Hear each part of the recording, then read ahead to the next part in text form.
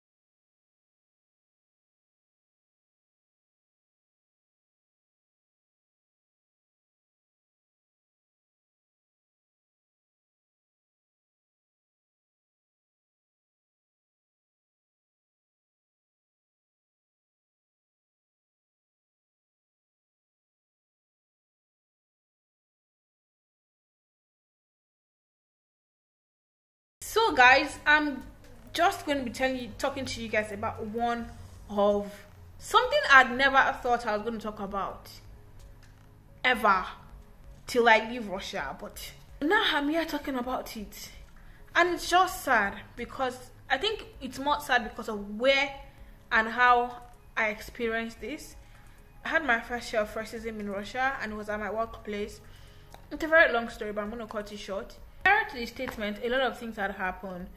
It started from a nurse in the school where I work, coming to shout at me in front of parents, and she goes, "Why are you wearing this shoe?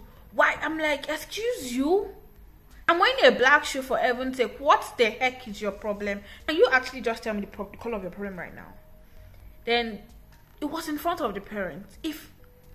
To be honest, if the parents were not there, I probably wouldn't have taken it personal, because I'm going to be like, "Oh, it's within the school." But how do you are shouting at me, a common nurse? Which Nigerians will say, "Oh, Nigerian English." Which kind of eyes do you want the parents to be using to look at me? Nigerian English. Pardon that. And I got so upset. I called my methodologist. I was like, "Oh, she's busy, da da da da da da." So I sent her a voice note, and then she was like, "For no reason at all should a nurse come and tell you to do anything, talk less of shouting at you in front of parents." And I'm like, she was like, "Oh, show me the shoe you're wearing." Then I sent the pictures. She's like, "What is wrong with the shoe?" I sent it to my colleague at another branch. She's like, "Oh, what is wrong with you?" She had actually also wanted to buy this type of shoe, that she even envies me for buying it, because of course the shoe is very expensive. But to be honest, that's not even the point of what is happening right now. Because she has actually been saving to buy the shoe and all of that, and we just bantered about it and just laughed about it and just, well, that's not the problem right now. Then I had to call my colleague at that particular branch. He's also like an English teacher, actually native speaker as well. And then I said, "Tony, I'm not in the mood for pushing this aside, because if I do this second time, it's going to cut. This woman has done the first time, she has done the second time. That's going to be the third time. that she was trying to be faffing around with me.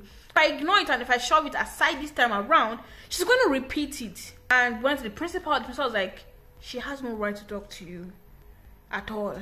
At all. And the principal apologized at the end of the day. And then the methodologist wrote me, or did she write me, or she sent me a voice note, and she was like, oh, Funto, tell her she did not employ you. After this whole thing had died and I reported to the principal, she came back again. I think she didn't know I'd already reported to the principal. She came back again and she was shouting, you know what? Use the exit door. Now I don't care if you speak English or you don't speak English. Use the exit door. And then she kept on shouting in front of the kids. And I'm like, you know, you did not employ me. She kept shouting. I'm like, can you shut up? Because you are making noise. You are distracting my class. At that point, I was already pissed. Do you understand? I was like, so that went. And that was the third time she was laughing with me. So that went. And then the most recent one was on Tuesday morning actually. I was sleeping. Anytime because I sleep at my workplace because they provide accommodation for staff. Anytime I sleep at the accommodation place, I intentionally sleep very late because of course I know that no matter the time I wake up, I'll still be able to meet the time for resumption. I sleep intentionally late because I want to study, I want to meet up with my deadlines and all of that. And so that this on Tuesday morning, I was still sleeping around 7, right? Or around 7:10. She came in 7. I keep using the word came in. Excuse my word, she did not come in. She barged in at 7:10 and started shouting. She came to my bed. She pulled my bedspread, and I'm like, "Oops! Now this line. You've crossed it. This line this thing you just did is crossing the line. I'm not going to take it lightly with you." And that was what happened. She put the bedspread, scattered, turned the room upside down, kept on shouting, banging the desk, the bed, this cupboard that's always by the bedside, kept on banging it. She kept screaming for 15 minutes straight because she didn't leave the room until like 7:35 or so. I'm like, you are even shouting because I don't even speak Russian. So this noise you are making, because to me is noise. So far I cannot hear you. You're not communicating to me. She kept on shouting. I think I was all paying that because I wasn't even responding to her. I just said that and I was like, can you speak English? If you can't speak English, don't talk to me. She kept on shouting. I'm like, oops. What just happened? You pulled my bedspread while I was sleeping, barged into my room. The principal was not in school on Tuesday, she wasn't in school on Wednesday, she wasn't in school on Thursday, because I had the intention to go and report her to the principal, because the principal assured me the last time that she wasn't going to try to mess with me again. And I had to call my colleague at the other branch because I'd worked at that particular branch before, so we have a close relationship. And then I called my methodologist as well, and then she was like, oh, she's going to talk to them. My methodologist did not even pick at first. She was like, oh, she's in a meeting. And I was even planning to let it slide, only for Thursday to come. And my roommate, she's also Russian. She's the one that does everywhere. She makes noise. And now I'm wondering, is it that Russians are not civilized? Because I know they are civilized. Because I'm friends with quite a number of them. They are quite civilized. She doesn't behave like a lady. She shouts, she talks at the top of her voice, does dirty things. She went to report and said that I did not return the mattress that I took. And I'm like, the only person that can tell me to return this mattress is the principal. Aside from the principal, nobody. Because people did not employ me. Even the principal, it's not even the principal that employed me. Do you understand? She came, I think during the break, I was upstairs. I go upstairs during the break, to the room during the break. And she came around, sat there as if she knew nothing. Apparently, she had planned to return downstairs to come and cause trouble. And that one, maybe because that one knows the kind of person I am. She came, she spoke to me calmly. I'm like, oh, now I understand the point you are coming from. Then this Katya, the one that is in my room that does now said, you blacks should be given a space that is different from where we stay, so you don't disturb us. Choose you. We what? Blacks You are mad. We blacks, are you joking? Of course, I wrote the methodology and I'm like, this is what is happening.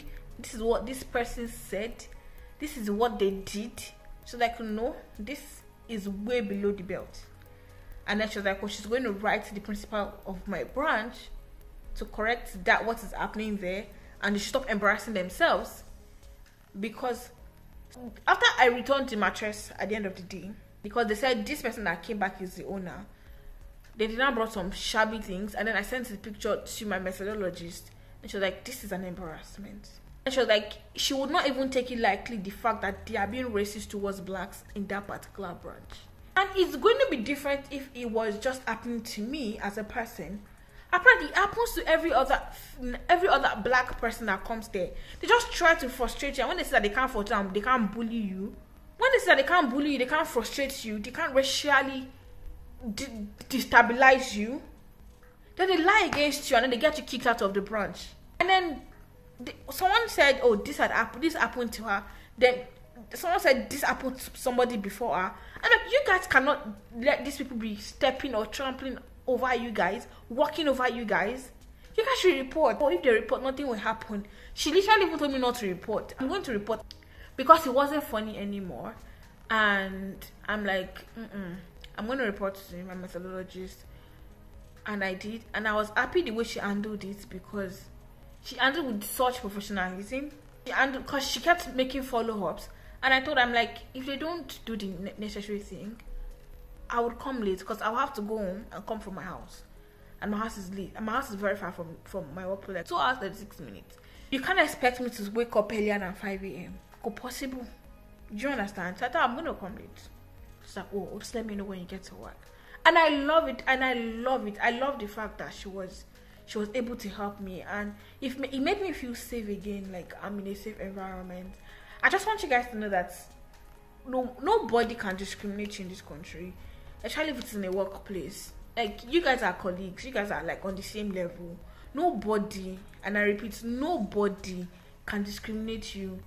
If you have an issue of discrimination or racial abuse at your place of work, not necessarily in Russia, actually right now, anywhere, if someone racially abuse you, report to the nearest authority. It can be your boss at work, it can be organizations, government, literally. Just report, just make it obvious, like, project it, let them know what is happening. You don't get hurt, and then you don't get, because prior to my methodology solving this issue, I felt like I was treading on eggshell. Any little thing I can get kicked out, anything, because it was becoming unbearable for me, because it's from this thing to that thing, from that thing to that thing, and then it now looks like I am the problem, whereas I am not the problem.